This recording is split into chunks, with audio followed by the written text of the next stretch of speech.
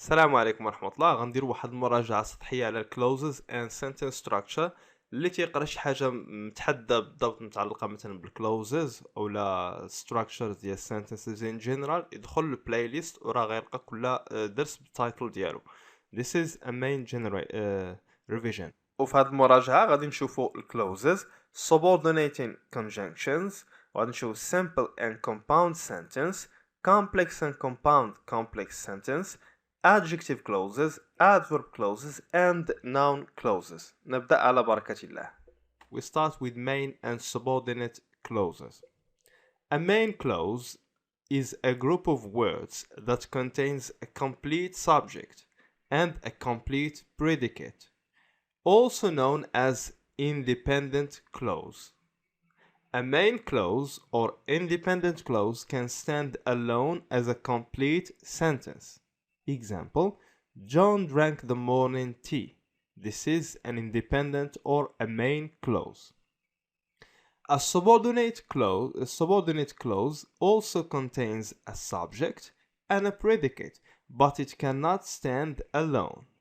Because it depends on a main clause to make sense, it is also known as a dependent clause. يعني subordinate or the dependent are the same. Main or dependent clause are the same. A subordinate clause usually begins with a subordinating conjunction. Example, while John drank his morning tea, this is a dependent or subordinate clause, his wife read a short story.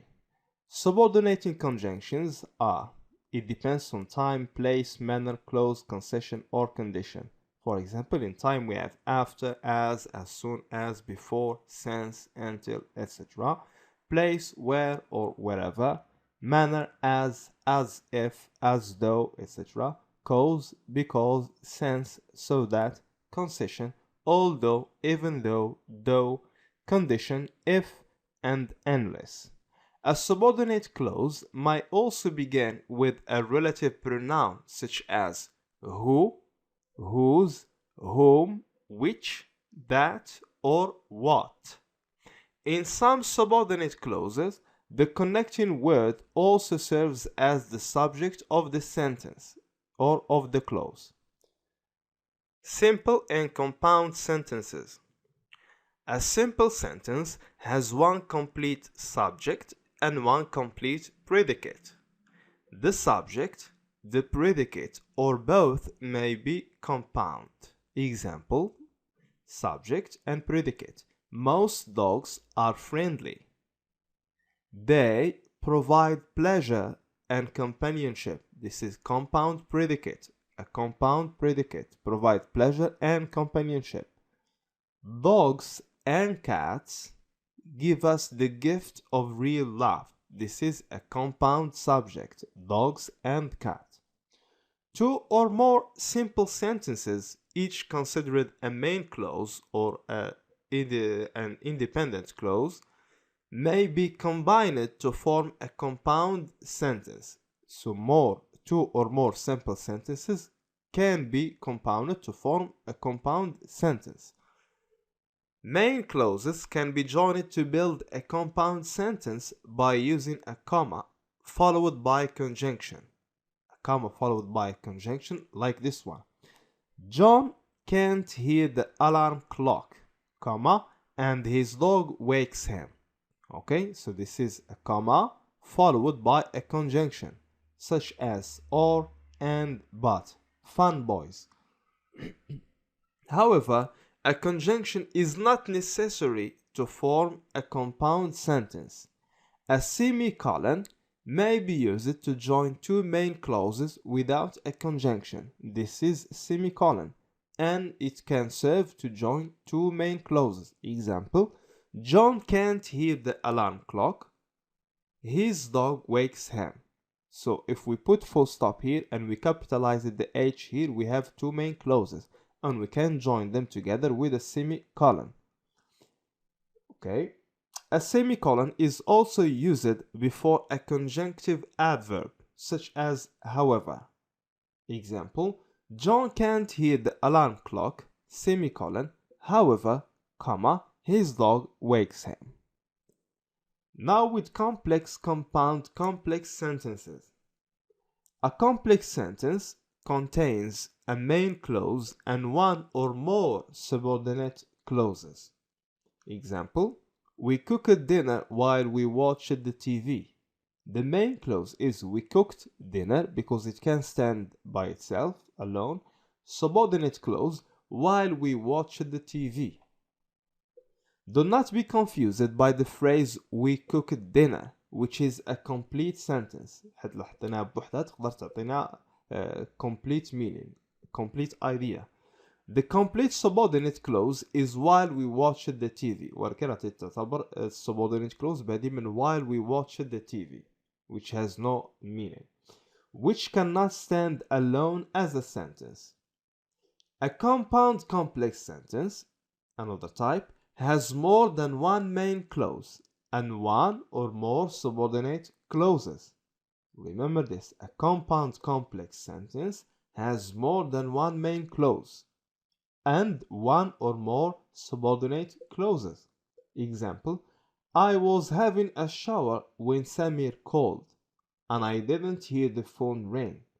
The main clause we have is I was having a shower. The subordinate clause when Samir called. The second main clause is and I didn't hear the phone ring. Adjective clauses. When a subordinate clause modifies a noun or a pronoun, it is called an adjective clause. Often, adjective clauses begin with a relative pronoun. An adjective clause can also begin with where or when.